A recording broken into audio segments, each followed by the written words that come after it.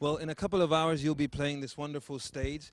I mean, what does it mean to you to be a part of this? How eco-friendly are the editors? Well, being in a band, we're travelling all over the world, so it's very difficult to be as eco-friendly as anyone would like.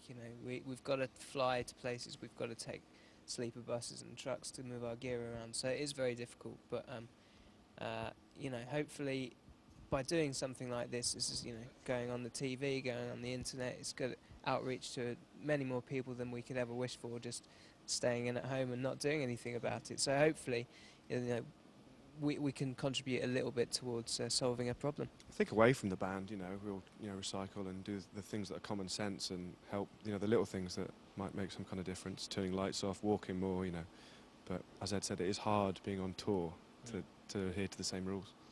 Well, apart from being on tour, you're also living separately now as a band. Half of you are across the Atlantic and living in New York, and the other half are in Britain.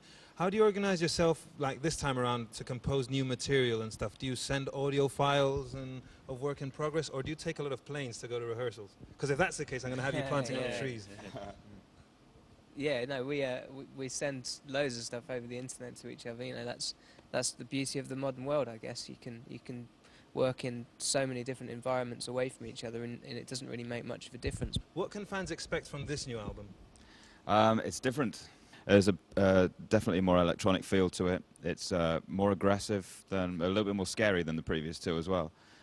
We've been listening to different things that have been influencing us, essentially horror films and stuff like that, and putting music to those images and seeing what comes out of it, really. Now I'd like to make an incision in this interview and show you something that we recorded a couple of weeks ago in Stockholm, which has been given the first Greenest City in Europe award. And apart from discovering that it's such a green place, it actually has an eco-fashionable scene. Check it out. I'd never imagined that, Swedish girls clipping their own wool off sheep in the northern Isles. Sounds like fun. Yeah, it's a brilliant idea. Brilliant. Anyway, going back to the album, In This Light and On This Evening, I've read somewhere that your creative process, the way it works is that, Tom will be coming up with songs, basic structures on the piano and on the guitar and bring them in. And then, Chris, you will sort of obsessively try and outdo him with guitar riffs. Is this true? Does this still work like that? I wouldn't say obsessively, but like melodically, yeah. If Tom writes something, then I'll do something that matches it or beats it or something. It's a healthy way of working. I never see it as a competition, Although my melodies are genuinely a little bit catchier than yours. And you can't even respond because I'm not giving you the mic back. But yeah, we're not shy. We don't shy away from melodic music, and much as the music we make is quite dark. We don't. It's nice to kind of sneak in some melodies in there and something that you can sing along to and something that's catchy. I know you've got to get ready and up on stage to give a phenomenal gig, but I'd like you to stay with me for a while, just a little while.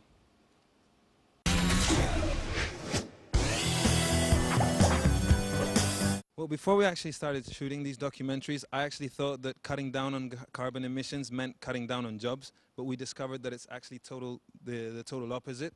Cutting down on emissions will actually create 410,000 jobs all across Europe, which, communities like, I don't know, Madrid or Birmingham or whatever could really benefit from. And for example, we found a printing plant in Padua, which is a good example of this. I mean, you'd think printing plants are not green at all, but we discovered that there is actually a possibility to print material and be totally green. Check this out.